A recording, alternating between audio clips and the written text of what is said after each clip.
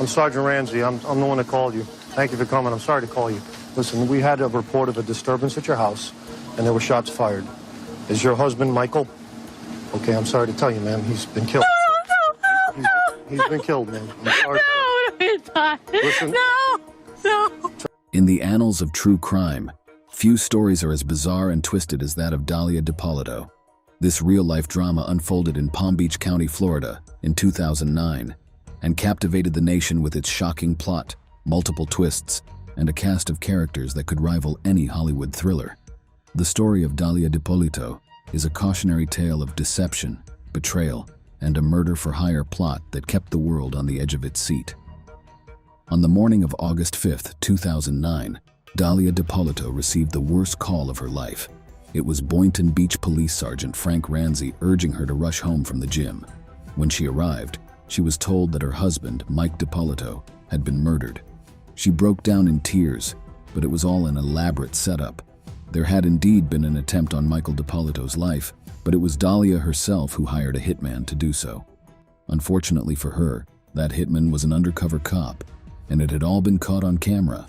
Police had been tipped off weeks earlier about Dalia's plan, and they made a stunning agreement with the producers of Cops to send in an officer to pose as a hitman and film it.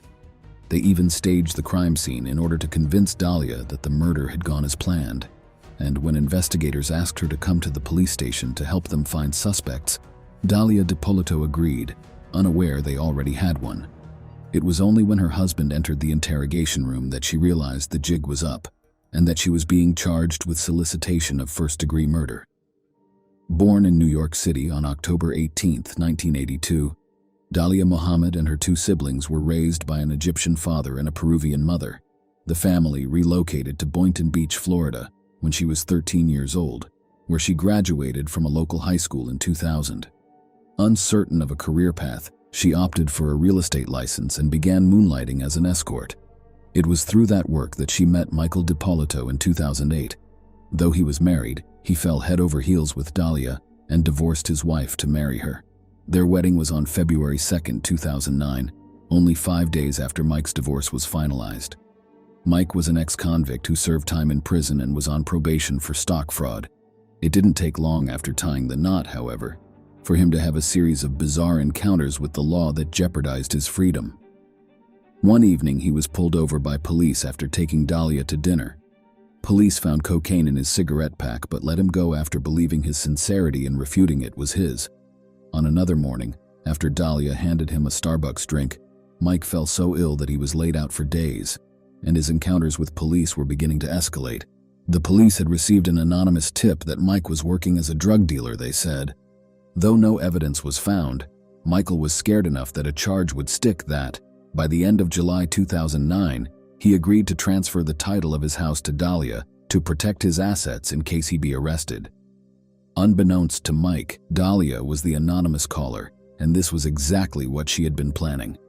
Dalia decided she wanted out and hatched a plan that would make her a millionaire by killing her husband and taking all his properties and money, including her husband's life insurance policy.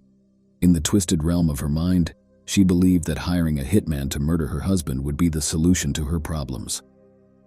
After weeks of thinking of a plan, she approached an ex-boyfriend named Mohammed Shihada to help her source for a hitman to kill her husband.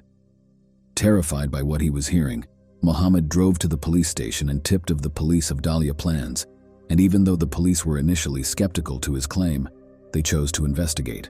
By chance, Cops was working with the police department that week and agreed to film everything.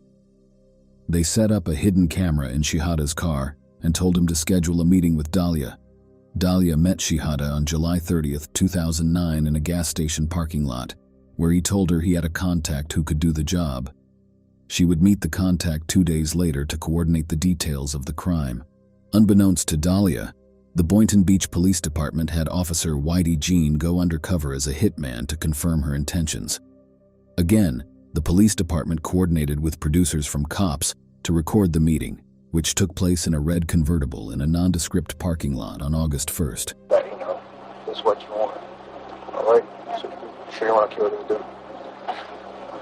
Do we really have to? All right. It's just, I'd rather be as less whatever. Like, how soon could you do it? And I could do it Wednesday morning at the house, because I was looking in newspapers here. There's been a lot of burglaries in this area. All right, it's not uncommon for someone to break into a house. Boom, and he gets two in the head. That's it. I take a couple things with me, break a couple windows, make it look like a robbery that went bad. It's all over. I'm gone out of there. But I give you maybe 1 or 2 days, but I'll be in contact with you. You know what I mean? When it's all done, and then I get paid. You understand? Because I don't know how well you handle pressure. You understand? I don't know, because I don't want... No, I'm not going to, I'm a lot tougher than what I look. I know you see me and you're like, oh, what a cute little girl, whatever. But I'm not. You are. You're extremely beautiful. Thank you, but, Okay, so you pay me the back end. How much you pay me? What do you pay back on the second? Okay, when it's all done. I was going to get $3,000 from you today, and $3,000 when it's all done. Right. Okay? So I'm going to collect all of it at once. Just throw in maybe $1,000 more. $1,000 or $2,000. So can you do $700,000 or $800,000? What's this one? Do 7, is that okay? Okay, 7 cash. Okay? The recording of Dalia's solicitation is undeniable. Posing as the hitman, Jean asks Dalia, "Are you sure you want to kill him?" Without hesitation, Dalia replies, "There's no changing. I'm determined already. I'm positive. I'm like 5,000% sure." Then she gave him $7,000 and agreed to be at her local gym on the morning of Wednesday, August 5th, to establish an alibi while it happened. The morning of the murder, Dalia went to the gym at 6 a.m. as promised. While she was away, police set up a fake crime scene at her and Mike's beige townhouse. When she returned, there were several police cars parked in front. The house had been cordoned off with yellow tape, and a forensic photographer was documenting evidence. She sobbed into an officer's arms when he told her the news that Mike was dead. It began as she might have expected. Sergeant Paul Sheridan comforted her as a widow and took her to the police station to help them identify a suspect. Gauging her reaction, Sheridan brought a handcuffed Whitey Jean into the room and claimed the suspect was seen fleeing her house. Jean, playing a caught criminal, denied knowing Dalia. She denied knowing him as well. But then, police made a startling revelation. Mike appeared in the doorway. Oh my God! He's alive. Come here, please. Come here. Mike, come here. Come here, please. Come here. Can't fix this. Why not? I didn't do anything I to heard you. Mike, come here, please. Come here. Dalia's first call from jail was to her husband. She not only denied trying to kill him but criticized him for not getting her a lawyer. Mike demanded the title of his property back in return for comforting her distraught parents.